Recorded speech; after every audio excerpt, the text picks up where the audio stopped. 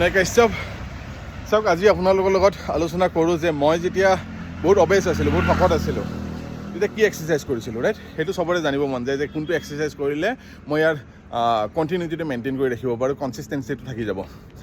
চাওক, চবতকৈ effective exercise যদি আপুনি অবেজ হয়, আপোনাৰ যদি বডি ৱেইট যদি 110, 120 তাতকৈ বেছি হয়, তেনেহ'লে প্ৰথমতে ৰানিং ষ্টাৰ্ট বা ৱাকিং ষ্টাৰ্ট নকৰিব। ই আপোনাক কি কৰিব, আঁঠুৰ বিষ আৰু ভৰিৰ বিষ এনেকুৱা ধৰণৰ বিষবিলাক আনিব, যাৰ ফলত আপোনাৰ আৰু কেতিয়াও এক্সাৰচাইজ কৰিব মন নাযাব। কেইদিনমান কৰিব ফূৰ্তিতে, তাৰপিছত বন্ধ হৈ যাব। সেইকাৰণে কওঁ যে চবতকৈ বেষ্ট এক্সাৰচাইজ হ'ল যে যিবিলাক শকত, এই চাইকেলিং।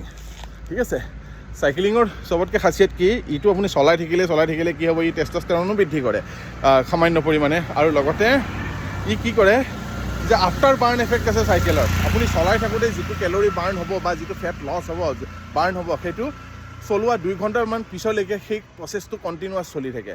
ঠিক আছে, আপুনি চলাই আহি থৈ দিয়াৰ পিছত 2 ঘণ্টা পিছলৈকে ই কেলৰি আৰু লগতে ফেট লছ হোৱা যিটো প্ৰক্ৰিয়া, যিটো ফেট বাৰ্ণ হোৱা প্ৰক্ৰিয়া, সেইটো চলি থাকে। সেইকাৰণে কওঁ যে ইজিয়েষ্ট আৰু ছেফেষ্ট এক্সাৰচাইজ আৰু যিটো কনচিষ্টেঞ্চি যদি আপুনি মেইনটেইন কৰি ৰাখিব বিচাৰে, নতুন বিগিনাৰ্ছৰ কাৰণে যোন বহুত শকত 110, 120 প্লাছ, তেওঁলোকে অন্ততঃ 3 মাহ 4 মাহ বেলেগ এক্সাৰচাইজ নকৰি চাইক্লিং এক্সাৰচাইজ কৰিব, চাব যে খুব ভাল পৰিণাম পাব। লাহে লাহে কি হ'ব যে এক্সাৰচাইজৰ প্ৰতি তেওঁলোকৰ মনটো বহিব আৰু তেওঁলোকে এক্সাৰচাইজটো কণ্টিনিউ কৰিব পাৰিব। কিন্তু ইয়াৰ লগতে মনত ৰাখিব কি কেলৰি ডেফিচিটটো আপোনালোকে ৰাখিব। যদি আপুনি আগতে 3000 কেলৰি খাইছিল, এতিয়া আপোনালোকে এটলিষ্ট 2500 কেলৰি বা 2000 কেলৰিত আপোনাৰ খোৱা অভ্যাসটো ৰাখিব লাগিব।